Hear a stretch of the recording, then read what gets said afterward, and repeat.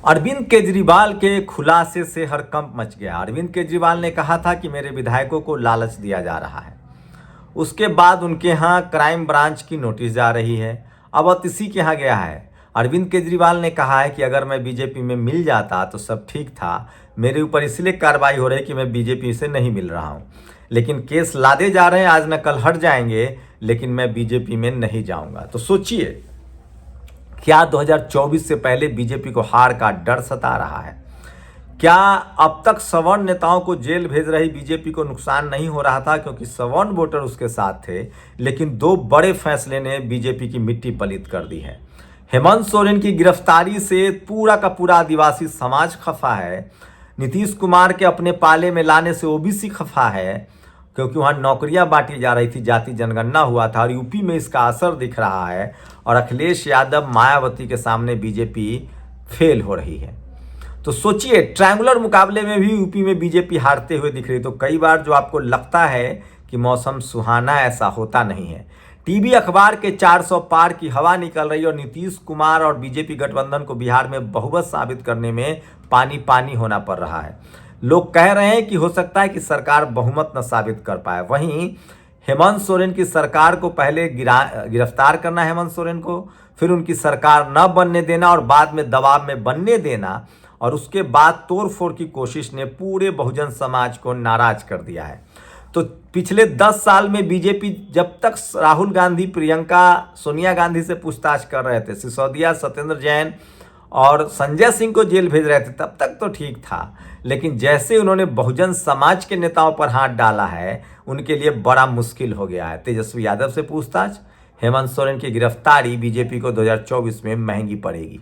नमस्कार, मैं शंभू कुमार सिंह और आप देख रहे हैं नेशनल दस्तक। हेमंत सोरेन की गिरफ्तारी ने पूरे आदिवासी समाज को नाराज कर दिया है। नीतीश के पाला बदलने से आरजेडी की बल्ले बल्ले है और पीडीए के फॉर्मूला ने मायावती और अखिलेश यादव दोनों को फायदा पहुंचा रहा है। यूपी में बीजेपी हाशिए पर है। तो 2024 में टीवी अखबार में 400 वाली बीजेपी कहीं 150 सिमट जाए तो आपको आश्चर्य नहीं होना चाहिए।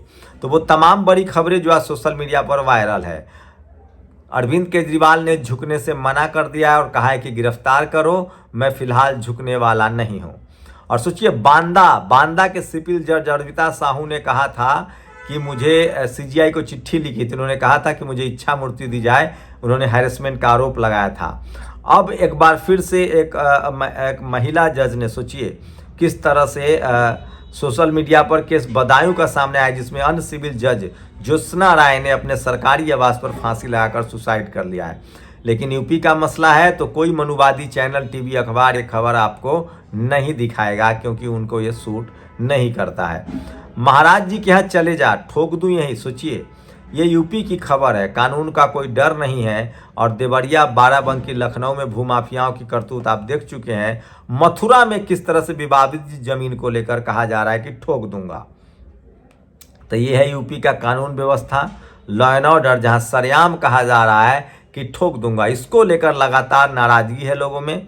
और आजकल प्रधानमंत्री कहते हैं देश में सिर्फ 2 जातियां, अमीर और गरीब। अगर ये सच है तो वो अपने आप को ओबीसी क्लेम करना छोड़े। राहुल गांधी ने बड़ा कार्ड खेला है, जिसको लेकर बीजेपी घिर गई है।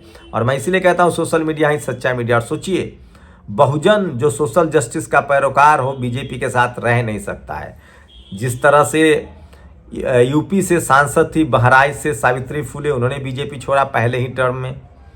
सैनी साहब, राजकुमार सैनी, वो भी बहुजन समाज के आंदोलनकारी थे, उन्होंने एक टर्म के बाद छोड़ दिया। उदित राज ने छोड़ा। और अब छगन भुजबल ने भी बीजेपी से, सोचिए, महाराष्ट्र सरकार के सीनियर मंत्री ने इस्तीफा 1 महीना पहले दे दिया था। ओबीसी आरक्षण पर अपनी ही सरकार के खिलाफ उतरे छगन भुजबल, बोले नवंबर में ही दे दिया था इस्तीफा।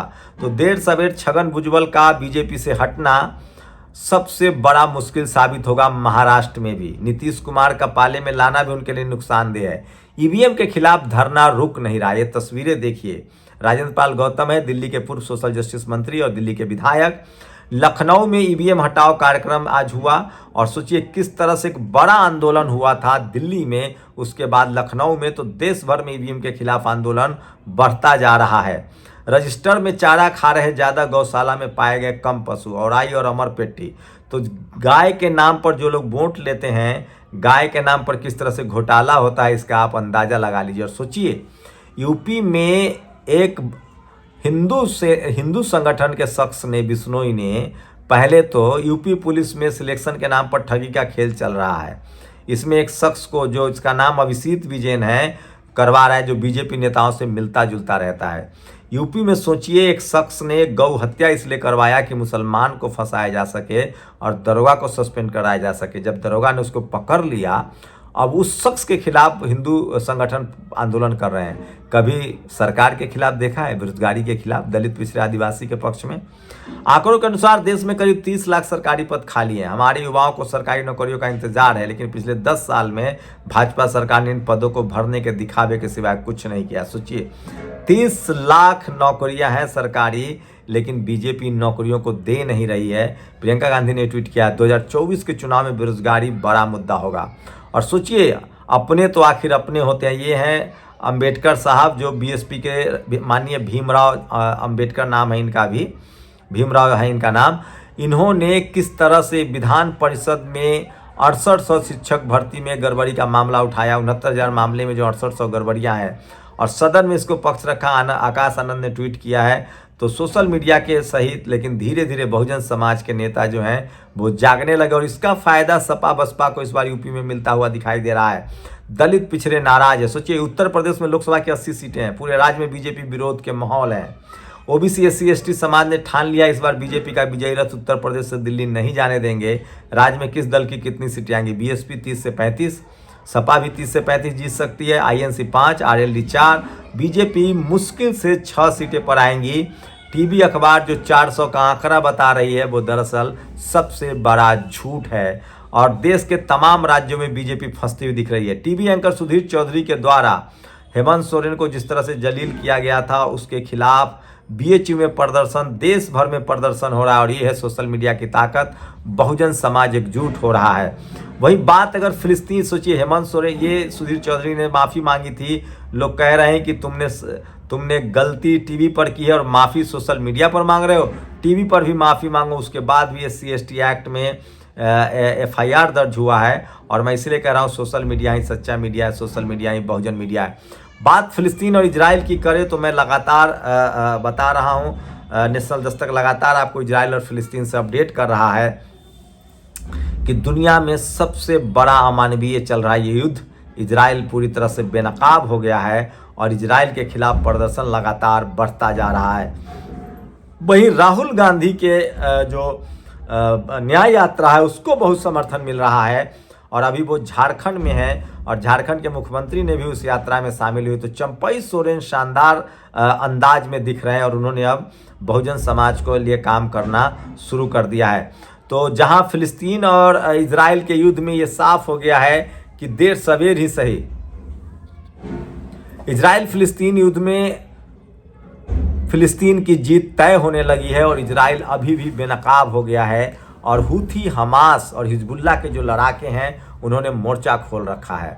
जहां हिजबुल्ला आकाश के जरिए सीधे सीधे इजराइल पर हमला कर रहा है, हमास के जो लड़ाके हैं वो ग्राउंड जीरो में इजरायली सैनिकों को मार रहे हैं, और वहीं हूथी के जो लड़ाके हैं वो समंदर पर अभी भी नकेल कसे हुए हैं।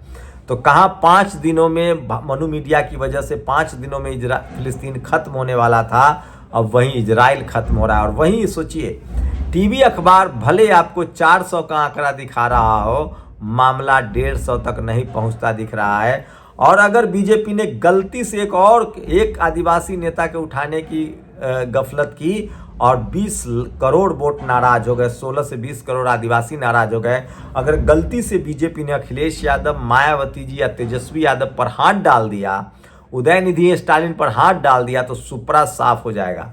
SC ST OBC के लोग कभी इतने एकजुट नहीं थे जितने आज हैं। बहुजन समाज के लोग सबसे ज़्यादा एकजुट हो रहे हैं, और ये सबसे बड़ा परिवर्तन है, और ये सबसे चमत्कारी परिवर्तन है। मैं इसलिए कह रहा हूँ सोशल मीडिया ही सच्चा मीडिया है, सोशल मीडिया ही बहुजन मीडिया है। और देर सवेर ही सही, मैं फिर बता रहा हूँ, देर सवेर ही सही बहुजन समाज के लोग जिस तरह से जागरूक हो रहे हैं, इससे तो साफ है कि 2024 में बीजेपी ने जिस तरह से 30 लाख नौकरियां रोक रखा है, जिस तरह से जाति जनगणना नहीं करा रही है, जिस तरह से बेरोजगारी है, दलित पिछड़े आदिवासी लगातार नाराज हो रहे हैं और राम मंदिर का मुद्दा चल नहीं रहा है। इसलिए बीजेपी नया पार्टनर खोज रही है, लेकिन उसमें सफलता मिल जाए इसकी गारंटी कौन लेगा। तो ये आज की तमाम बड़ी खबरें थी। अपनी प्रतिक्रिया जरूर दीजिए। शुक्रिया। नेशनल दस्तक की आपसे गुजारिश है कि अगर इसको बचाना चाहते हैं तो नेशनल दस्तक को सब्सक्राइब करने के लिए रेड कलर के सब्सक्राइब बटन को दबाएं, फिर बेल आइकन की घंटी दबाएं। नेशनल दस्तक को बचाने के लिए बहुत जरूरी है कि हर खबर को शेयर करें, लाइक करें, कमेंट जरूर करें।